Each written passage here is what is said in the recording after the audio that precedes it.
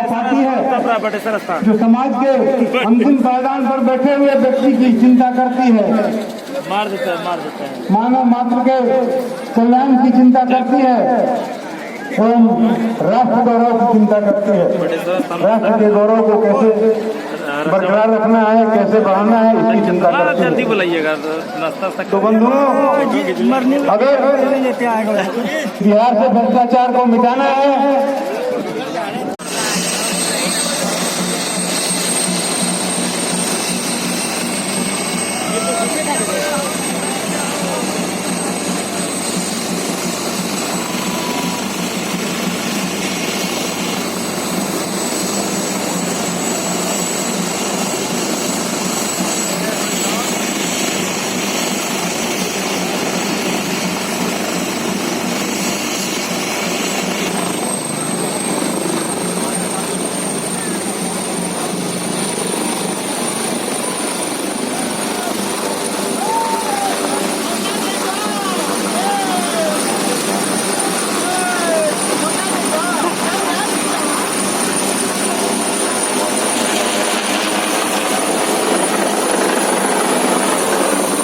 चाहते हैं कि आज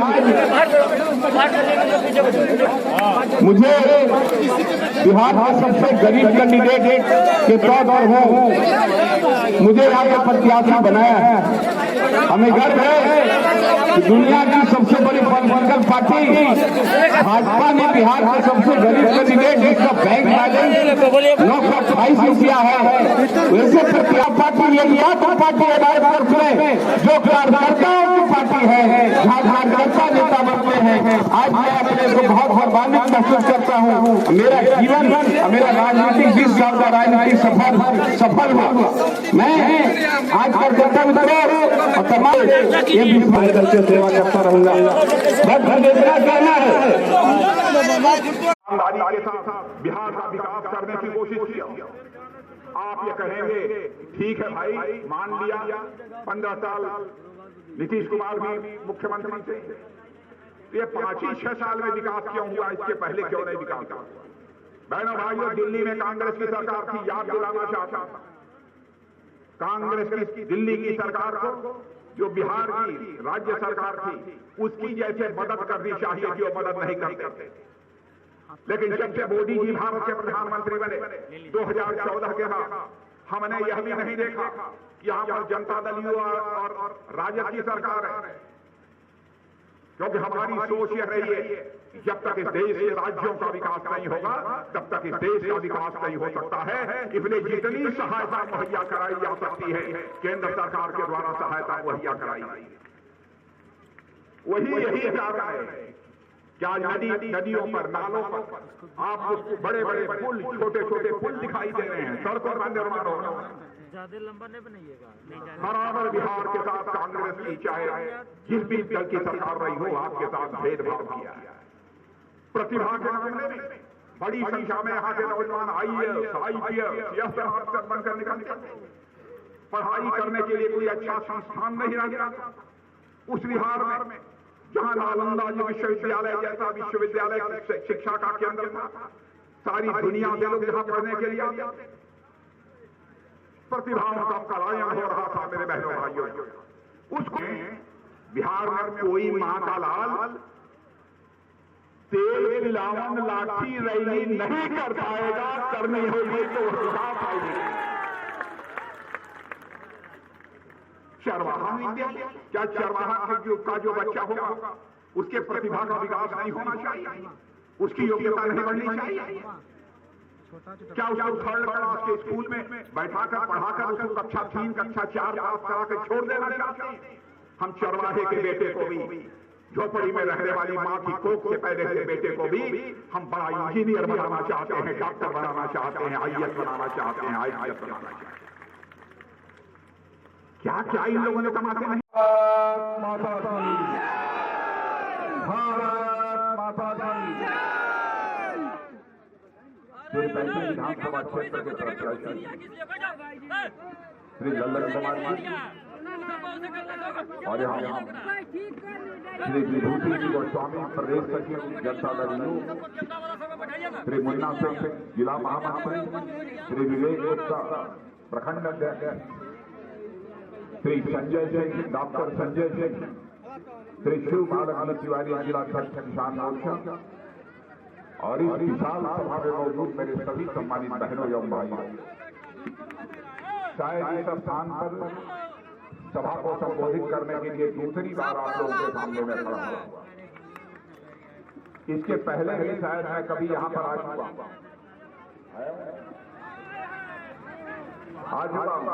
दूसरी बार आया हूं, फिर भी आप लोगों ने बहुत ही गर्मजोशी के साथ स्वागत किया है। लेकिन भारत की परंपरा है, शिष्टाचार का तकाजा भी है, स्वागत और सलाम दुआ कभी एकतरफा नहीं होना चाहिए। इसलिए मैं भी अपनी तरफ में शीश झुकाकर आप सभी बहनों भाइयों का हार्दिक अभिनंदन करता हूं, आप सभी का मैं स्वागत करता हूं। बहनों भाइयों, लल्लन कुमार जो आपके प्रत्याशी हैं, पहली बार बोलते हुए मैंने उन्हें सुना।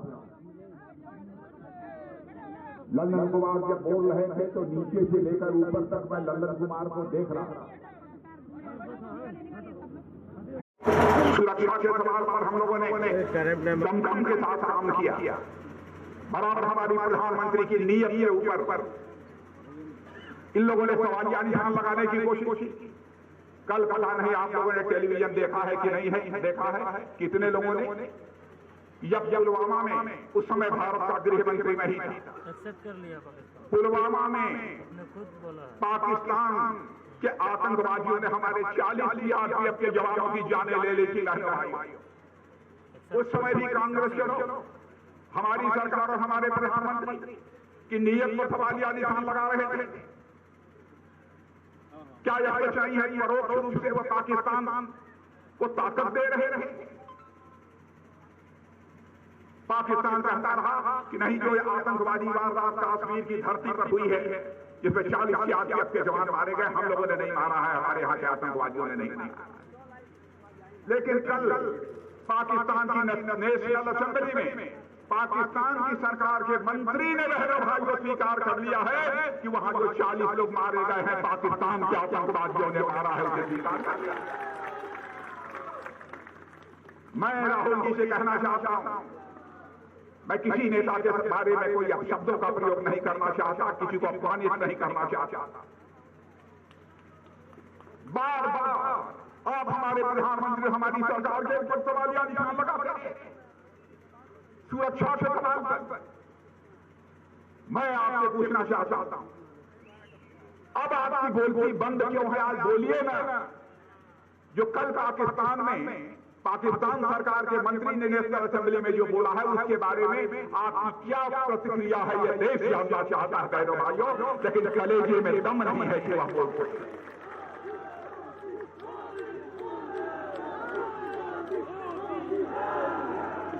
धरती के थे बहनों भाइयों, जिन्होंने अंग्रेजों के खिलाफ क्रांति का बिगुल बजा।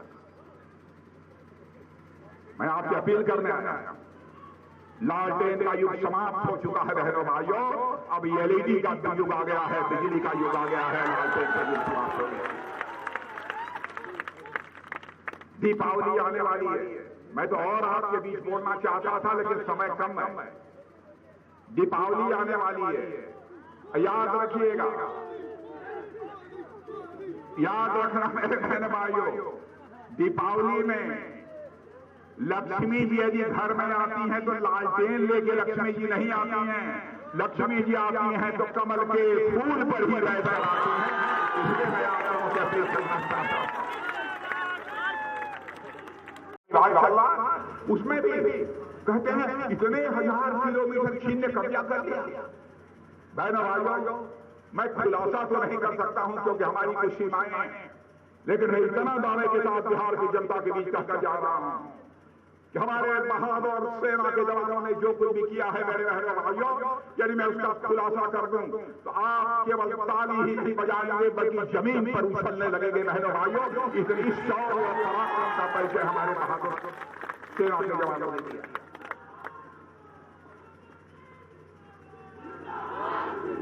अब धीरे धीरे सारी बातें बाहर आ रही, धीरे धीरे सारी बातें बाहर आ रही।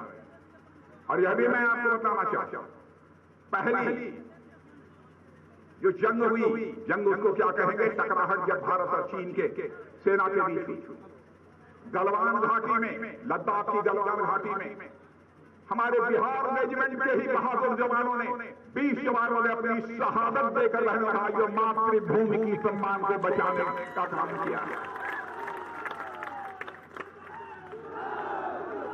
यदि आज बिहार आया हूं, आज यदि बिहार आया हूं, तो बहनों भाइयों मैं यही कहना चाहता हूं, जिन माताओं ने, बिहार की माताओं ने ऐसे सपूतों को अपने कोख से पैदा किया जो कि देश की रक्षा के लिए अपना बलिदान देने में भी रंचमात्र संकोच नहीं करते, ऐसी माताओं के चरणों में मैं शीश झुकाकर उन्हें मैं प्रणाम करता हूं, उनका मैं अभिनंदन करता हूं। आइए, तीर चलाइए, लालटेन बुझाइए और कमल का फूल खिलाइए, यही अपील करने के लिए। तो मैं यह मानकर जाऊं कि आप हमारे लल्लन जी को जिता देंगे, पक्का?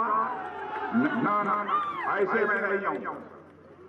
बिहार के लोगों के वचन पर मुझे भरोसा है। यहां से लेकर वहां तक जितने लोग हैं, मीडिया के लोग भी देख लें, जब तक सब लोग हाथ उठाकर इनको आशीर्वाद नहीं देंगे तब मैं जाऊंगा नहीं यहां से। आप हाथ उठाकर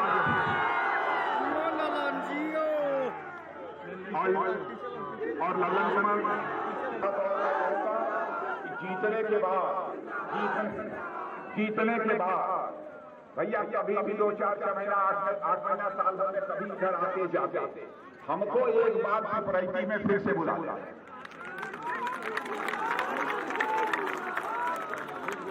और मैंने भाइयों ही में पिपरैती आना चाहूंगा,